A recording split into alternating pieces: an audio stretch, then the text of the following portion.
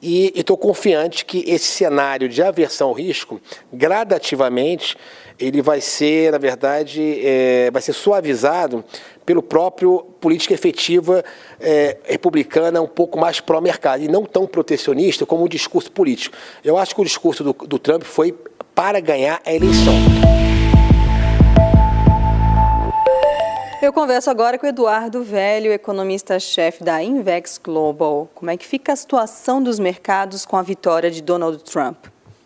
Os mercados vão ficar mais voláteis, né? O Donald Trump sinalizou desde o início um discurso fortemente protecionista, né? Isso é ruim para os mercados emergentes, principalmente para exportadores, por exemplo, de commodities, né? Como o Brasil. A relação comercial também, México e Estados Unidos também é bem prejudicada nesse sentido. As moedas que mais valorizaram nos últimos dias foram o real e, principalmente, o peso mexicano. Há também uma incerteza em relação às relações diplomáticas com os países também do Oriente Médio, a questão militar. Sabe-se muito bem que a indústria militar norte-americana apoiou também fortemente a eleição do Trump. Então também há algumas incertezas sobre o ativismo da nova política do Trump na questão militar, né? Que consequentemente com novas guerras, né? Uma ação militar mais intensa dos Estados Unidos poderia afetar os mercados de commodities, o mercado de petróleo principalmente, né? Subindo o preço do petróleo, consequentemente também estaria feito para o Brasil. O mercado de moeda, o mercado cambial realmente traz uma incerteza grande em relação à aversão ao risco. Então é natural que os mercados no primeiro momento tenham uma reação mais de cautela e uma valorização do dólar realmente é a tendência agora de curto prazo. Obviamente temos que avaliar quais são os impactos potenciais sobre não só a economia mundial, sobre a economia brasileira também, em particular. Nas relações comerciais entre Brasil e Estados Unidos, o que a gente pode esperar? Bem, se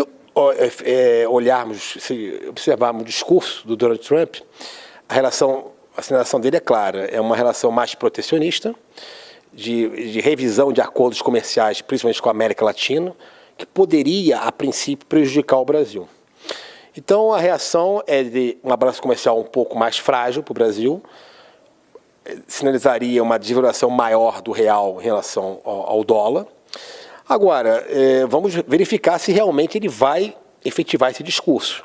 Então, a princípio, o discurso dele é de maior fechamento comercial com alguns países. Eu estou um pouco em dúvida ainda se ele realmente vai efetivar esse discurso. Veja que os impactos nos mercados não foram tão negativos logo após o resultado da eleição norte-americana. A queda da Bolsa dos primeiros dias foi razoável, mas foi bem menos acentuada que o mercado esperava. Inclusive, não só no mercado brasileiro, como nos mercados europeus e o mercado asiático. Então, é um sinal que o mercado ele vai observar como é que vai ser a nova equipe de transição, como é que vai ser essa transição desse novo governo, as nomeações, qual vai ser o discurso efetivo do Trump com relação à política comercial, com a política fiscal, com a política, também a questão da segurança, a política internacional, a relação dele com a Rússia, a relação dele com o Oriente Médio, principalmente a atuação dos Estados Unidos na guerra na Síria, a atuação na guerra contra o Estado Islâmico. Então, esses movimentos ainda, a princípio, geram uma incerteza. O mercado, os fundos de investimento, grandes fundos, tendem realmente a dar uma certa prudência. É ruim para o Brasil, que desacelera, ou pelo menos tira um pouco o ímpeto do investimento, principalmente financeiro também, para o Brasil no curtíssimo prazo. Agora, no curto prazo, ou seja, no prazo de até um ano, isso poderá ser revertido em função de uma política, na verdade, não tão protecionista assim do norte-americano. O outro ponto importante, eu acho que eu vejo como impacto potencial, é sobre a trajetória da taxa de juros no Brasil. O Banco Central aqui no Brasil está enfrentando uma queda da inflação, que já está sendo confirmado com os índices. A Petrobras recentemente acionou 2 reajustes, reduziu o reajuste o preço da gasolina, o preço do diesel por 2 vezes. Então a tendência é a inflação realmente caminhar bem próximo da meta em 2017 e o Banco Central tem um espaço bem razoável de queda de juros. O mercado hoje projeta para o ano que vem em torno de 10,5%, podendo chegar a 10% a taxa Selic, hoje está em torno de 14%. deverá reduzir agora no mês de novembro.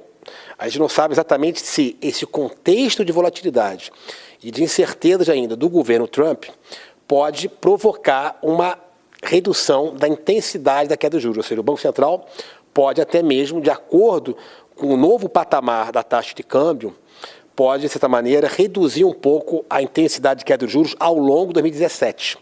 Então, nos próximos meses, a gente vai ter que monitorar um pouco a relação entre o discurso e a política efetiva do Trump, principalmente na área comercial e na área monetária. Quer dizer, o Banco Central norte-americano, estamos com uma expectativa que ele aumente os juros agora em dezembro.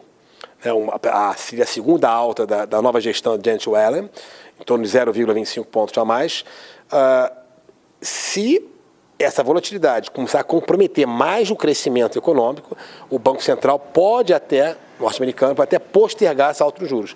A princípio, eu não estou revisando muito o meu cenário em termos da política monetária norte-americana no Brasil. Eu acho que vai continuar a cair os juros no Brasil e vai aumentar os juros gradativamente nos Estados Unidos. Agora, temos que observar se realmente esse discurso do Trump vai sustentar uma taxa de câmbio mais elevada nos países emergentes. Uma taxa de câmbio mais elevada significa mais desvalorização e, consequentemente, mais pressão inflacionária interna entre os países. Então, portanto, vai sofrer, as importações vão ter que subir, vão ficar mais caras nesses países, e, consequentemente, vão gastar mais dinheiro com essas importações e, consequentemente, tira a renda desses países. Então, a princípio, o impacto que eu vejo no Brasil é de um dólar um pouco acima de 3,20 no curto prazo, digamos assim, no curtíssimo prazo, a Bolsa mais próxima de 60 mil pontos no curto prazo, esperando assim, um anúncio, um discurso mais efetivo, na verdade, da nova política, principalmente política econômica do Trump. Que setores no comércio entre Brasil e Estados Unidos podem ser afetados? Bem, hoje a importância dos Estados Unidos na pauta comercial brasileira é muito importante, é o segundo maior destino das nossas exportações brasileiras, tem 12% de participação em média das exportações brasileiras no ano, porém, há 10 anos atrás, essa participação já chegou a quase 20%. Então, houve uma redução, já tem ocorrido uma redução natural da importância americana na balança comercial brasileira. Ou seja, o Brasil hoje tem uma participação maior de exportações para a China, em termos de países, em termos de blocos, quase 35% vai para a Ásia. Então já houve uma certa... Por isso que eu acho que não vai ter tanto impacto no Brasil em termos comerciais. Quer dizer, hoje a pauta brasileira é mais diversificada e o peso dos Estados Unidos nas exportações é menor. Agora, o Brasil, o que ele tem que fazer? E, na verdade, ele já está fazendo nesse novo governo. Ele está tentando intensificar os acordos bilaterais com a Europa, com outros países. Nós ficamos aí uns 12 anos meio parados, estagnados com a relação comercial com o Mercosul. Então, nós temos que diversificar mais nossos mercados para justamente aumentar as exportações, de certa maneira, não só em agrícola, mas no manufaturados, para permitir que o impacto dessa volatilidade não provoque tanta desvalorização do real e, consequentemente, aumente a inflação. Então, eu acho que a política comercial brasileira está no caminho certo, que é ampliar os mercados. Isso vai ser positivo para justamente, caso aumente o protecionismo do Trump, você tenha uma válvula de escape, ou seja, você aumentar a relação comercial com outros países. É isso que eu ia te perguntar. Que países o Brasil poderia abrir novas frentes comerciais no comércio estrangeiro com o advento de Trump agora no comando dos Estados Unidos? Bem, o bloco europeu é um bloco super importante, que foi muito paralisado durante o governo do PT. Eu acho que isso aí, acho que o ministro José Serra tende a acelerar, a avançar nessas relações bilaterais, juntamente com o ministro da Indústria e Comércio, Desenvolvimento dos Comércios. Agora, o México, por exemplo, pode ser uma possibilidade. Você vê, o México, se realmente o Trump for restringir os fluxos comerciais dos Estados Unidos de México, proibindo mais a relação, a entrada de imigrantes mexicanos, isso pode abrir portas para o Brasil exportar mais para o México, em vários setores. Não o setor de agronegócio, o setor de autopeças do automobilístico, já tem uma tradição também com o Brasil, com o México. Então o Brasil pode, através dessa piora da relação comercial Brasil, Estados Unidos e México, a princípio é a sinalização do Trump, o Brasil pode aproveitar esse movimento. Eu acho que a sinalização do Trump de revisar os acordos comerciais, isso não é tão rápido assim, quer dizer, não é tão... também vai depender muito também do apoio do Congresso mesmo o Congresso republicano ganhou de forma majoritária, tanto no Senado como na Câmara, há uma grande parte da bancada republicana que não apoia as ideias do Trump. Os republicanos, tradicionalmente, são pró-mercado e não protecionistas. Os democratas é que são geralmente protecionistas. Então, uma coisa é o discurso. Eu acho que a política, o marketing político do Trump e dos seus estrategistas foram perfeitos. Eles conseguiram atrair eleitores brancos que perderam empregos em termos competitivos para a indústria asiática, estavam aí desempregados, estavam desiludidos, e eles viram no Trump uma esperança de recuperar o emprego com essa ameaça de combate à imigração, restrição às importações chinesas. Então, porém, a tradição republicana é de uma política mais pró-mercado em termos comerciais. E o que pode mudar na relação comercial Brasil-Ásia?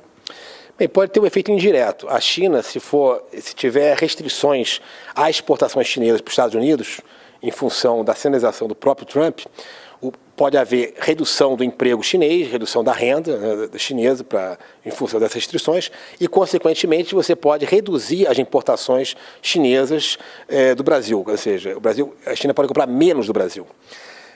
Acredito que isso é uma coisa ainda meio incerta, porque a bancada republicana, mesmo sendo majoritária de apoio ao Trump, ela é favorável à ampliação das relações comerciais.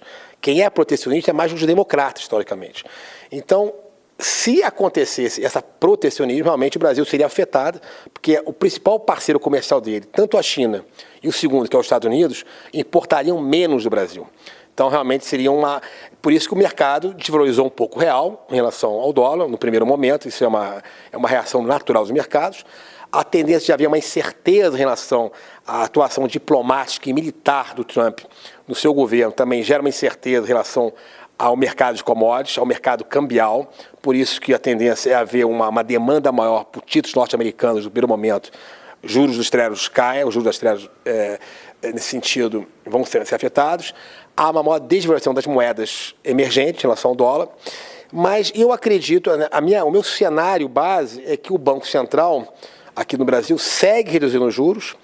Há um espaço aí com uma inflação menor, bem interessante, mais próximo da meta central de 2017, e estou confiante que esse cenário de aversão ao risco, gradativamente, ele vai ser, na verdade, vai ser suavizado pelo próprio política efetiva republicana um pouco mais pró-mercado e não tão protecionista como o discurso político. Eu acho que o discurso do Trump foi para ganhar a eleição.